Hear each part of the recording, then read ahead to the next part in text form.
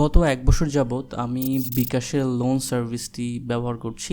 আমার অ্যানালাইসিস এবং লোন নেওয়ার পার্সোনাল এক্সপিরিয়েন্স থেকে ভিডিওটি করা। আশা করছি ভিডিওটা পুরোপুরি দেখবেন। বিকাশে লোন পাওয়ার জন্য আপনার যে বিকাশ অ্যাকাউন্টটি আছে সেটা অবশ্যই এনআইডি দিয়ে ভেরিফাই হতে হবে এবং আপনার বয়স 18 উপরে এবং আপনার বিকাশ অ্যাকাউন্টে অবশ্যই নমিনি আপডেট থাকতে হবে। আপনার বিকাশে যদি নমিনি ইনফরমেশন না থাকে তাহলে কিন্তু আপনি বিকাশে লোনের জন্য আসলে এলিজিবল হবেন না। তো নমিনি কিভাবে আপডেট করতে হয় সেটা আপনি খুব সহজেই অ্যাপে লগ ইন করে নমিনি অপশন থেকে নমিনি আপডেট করে নিতে পারবেন এবং নমিনি করার ক্ষেত্রে আপনার বাবা মা ভাই বোন যে কাউকে করতে পারেন।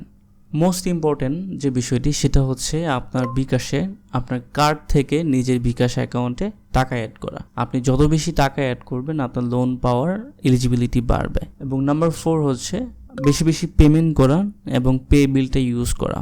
এরপর যে ইম্পর্টেন্ট যে বিষয়টা হচ্ছে সেটা হচ্ছে আপনার বিকাশে একটা সেভিংস রাখা। সেভিংস রাখলে আপনার লোনের যে পাওয়ার প্রবণতাটা সেটা বেড়ে যায়। লাস্ট একটা ইম্পর্টেন্ট বিষয় হচ্ছে আপনার বিকাশে 1 মাসের জন্য কিছু টাকা রেখে দিন। টাকার অ্যামাউন্টটা হতে পারে 2-3 হাজার টাকা থেকে 10,000 টাকা। সো আপনি এই টাকাটা 1 মাস ধরে আপনার বিকাশে রেখে দিবেন এবং রেখে দিলে আশা করছি মাস্ট আপনি লোন পাওয়ার জন্য এলিজিবল হবেন এবং এটা প্রমাণিত। লোন লিমিট ইনক্রিজ, যদি আপনি ইতিমধ্যে লোন পেয়ে থাকেন এর মানে হচ্ছে আপনি বিকাশের টার্মস অ্যান্ড কন্ডিশনগুলো অলরেডি মিট করেছেন এবং বিকাশ এই কারণে আপনাকে লোনটা দিচ্ছে। সো এক্ষেত্রে আপনার লোন বাড়ানোর জন্য যেটা করতে হবে উপরের স্টেপগুলোর মতোই সেম, যে বেশি বেশি কার্ড থেকে বিকাশে অ্যাড মানি করুন, অ্যাভেলেবল ব্যালেন্সে আপনার টাকা রাখুন এবং বেশি বেশি বিল পে এবং মেক পেমেন্ট অপশনগুলো ইউজ করুন। আশা করি লোন লিমিট বেড়ে যাবে এবং ইম্পর্টেন্টলি যে লোনগুলো আপনি নিয়েছেন ট্রাই করবেন সেগুলো কোনো ধরনের ডিউ ডেট ব্যতীত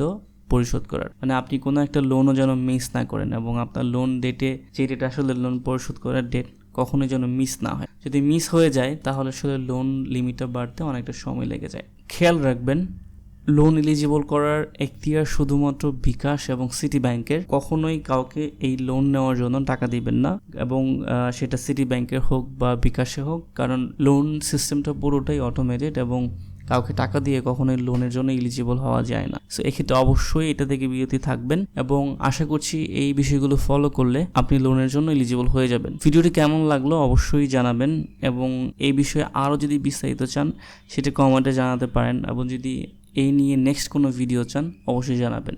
ধন্যবাদ।